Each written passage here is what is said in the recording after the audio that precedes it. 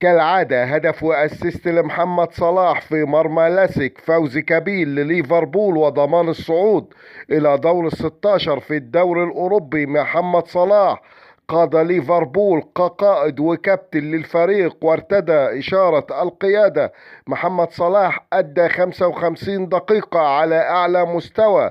محمد صلاح عمل أكتر من أسيست يا جماعة في المباراة، ولو في توفيق من لعيبة ليفربول كان محمد صلاح عمل 3 أو 4 أسيستات في المباراة. محمد صلاح أحرز الهدف الثالث لليفربول من ضربة جزاء، وصنع الهدف الثاني اسيست من محمد صلاح.